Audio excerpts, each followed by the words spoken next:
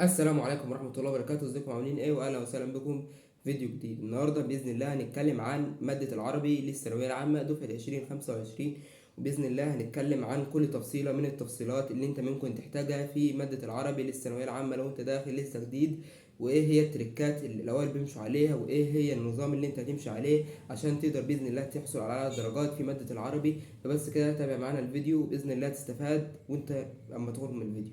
اول حاجه هنتكلم عنها او اول جزئيه هنتكلم عنها هي انك تشترك مع مين في ماده العربي للثانويه العامه، او تاخد مع مين بمعنى اصح. اول حاجه كده هنتفق عليها انك تاخد اونلاين ولا سنتر، وده الاختلاف عليه كبير جدا.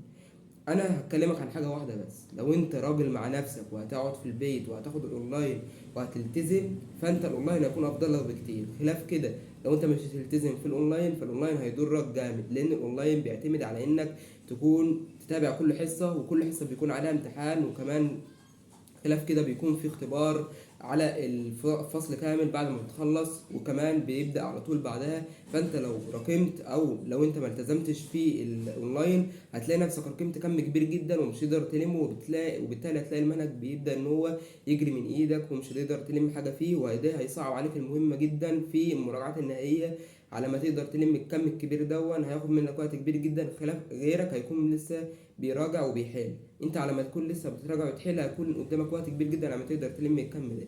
فالنصيحه الوحيده انك لو هتاخد اونلاين ولا سنتر، لو انت هتاخد اونلاين لازم تكون راجل مع نفسك، بمعنى ان الحصه مثلا عندك حصه سبت وثلاث، الحصه تنزل لك السبت، تنزل السبت تسمع المحاضره بتاعتك زي ما الوقت بتاعها بينزل. يعني مثلا المحاضرة السبت الساعة 5، تسمع المحاضرة أول لما تنزل على طول، أو لو أنت وراك حاجة مثلا تخلص الحاجة اللي وراك دي تسمع المحاضرة، بحيث إنك متأجلش حاجة وتمشي مع المدرس المحاضرات اللي بينزلها أول بأول. السنتر ليه مميزات كتيرة برضو، ان هو انت بتكون متفاعل مع المستر، بس هي دي الحاجة الوحيدة اللي بتفصلك عن الاونلاين. لكن الاونلاين مميزاته كبيرة جدا، انك بتوفر وقت والمجهود، ولو انت كمان في حتة بعيدة بتوفر المواصلات ووقت المواصلات وفلوس المواصلات وكل حاجة. فالاونلاين انا شايفه ان هو احسن من السنتر، لكن في حالة واحدة، لو انت هتلتزم مع المستر في كل كلمة بيقولها وكل محاضرة بينزلها تسمعها.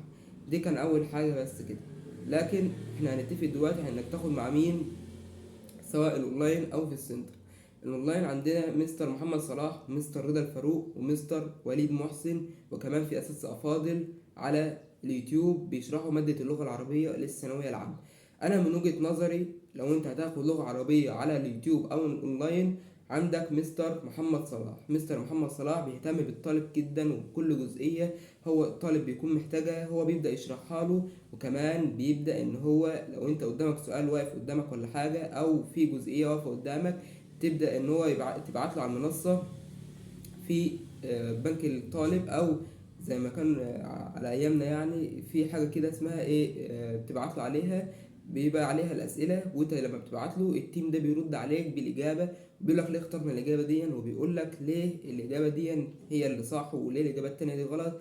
فانا شايف ان مستر محمد صلاح بيهتم بالطالب جدا، سواء على المنصه سواء على اليوتيوب. تاني حاجة كنت هتكلم عنها ان مستر محمد صلاح لما انت بتخلص مثلا المحاضرة، بيبدأ ان هو بعد المحاضرة التانية على طول قبلها بيبدأ ان في اختبار. المحاضرة التانية دي بتتفتحش غير لما انت بتمتحن الاختبار ده وتعدي فيه النص، فدي برضه انا شايفها من المميزات، لان هيلزمك انك تذاكر.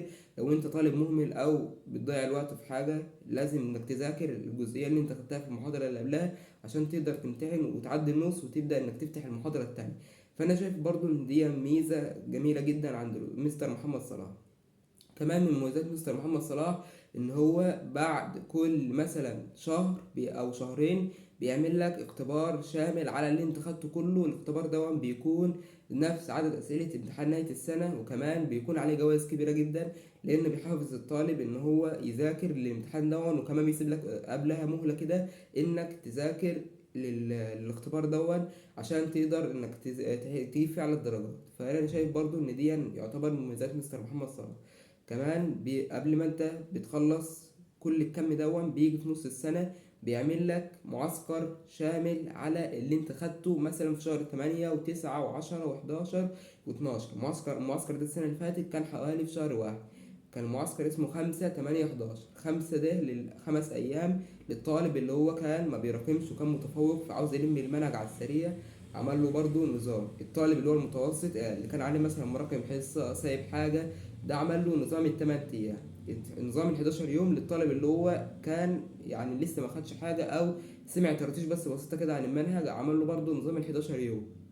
فانا شايف المعسكر ده هيلم لك برضو الدنيا جامد، وباذن الله هو هيعمله السنه دي تاني، لانه هو افاد الطلاب جامد جدا. السنه اللي فاتت اللي كان واقع بدا يلم نفسه، واللي كان متوسط بدا ان هو يبقى متفوق، والمتفوق بدا ان هو خلاص قفل جزئيات المنهج كلها، بحيث ان هو لما يجي في المراجعه النهائيه هيبدا ان هو يحل على طول او يراجع مراجعه بسيطه على المنهج.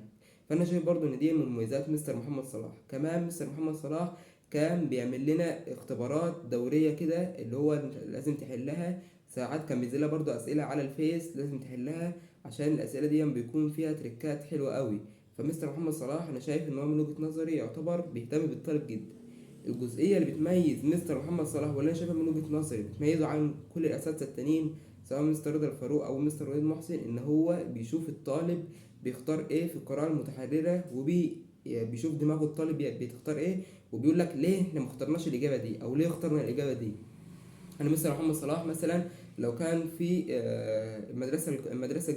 المدرسه القديمه او الكلاسيكيه، لما كان بيبقى مثلا عندنا اللي هو المحبوبه وحب المحبوبه، لما كان بيبقى في اختيار مثلا عن المحبوبه، يقول لك احنا ليه اخترنا الاختيار ده او ليه ما اخترناش الاختيار ده، يقول لك الطالب هيختار كده. فهو كان بيكون فاهم دماغ الطالب هتروح فين او هتختار ايه، عشان كده هو بيتأقلم مع دماغ الطالب وبيقول لك احنا اخترنا الاجابه دي ليه. فده هيساعدك جامد في القراءه المتحرره اللي هي اصلا بتضيع الطلاب. والنص المتحررة برضو هيفيدك فيها جدا، لان هو في الجزئية دي بيشوف دماغ الطالب هتروح لفين، وبيقول لك ليه احنا ما اخترناش دي وليه احنا اخترنا دي. فانا شايف برضو ان دي ميزة جميلة جدا. كمان برضو مستر محمد صلاح كان بيقدم لنا دعم نفسي كبير في الثانوية، كان جاب لنا شيخ كده على المنصة او دكتور نفسي، كان بيقدم لنا نصايح وكان بيقول لنا ازاي نجتهد ونتفوق. فانا شايف برضو ان دي من مميزات مستر محمد صلاح. مستر رضا الفاروق يعتبر زي مستر محمد صلاح، لكن الجزئيه اللي بتختلف زي ما انا لسه قايل لك النصوص والقراءه متحرره. مستر رضا الفاروق بيختار الاجابه الصح وكل حاجه، وبيفصص لك كمان هو ليه اختارها كده وليه الاجابات التانية غلط، بس ما بيشوفش دماغ الطالب توصل لايه او ما بيقراش دماغ الطالب زي ما بيقولوا.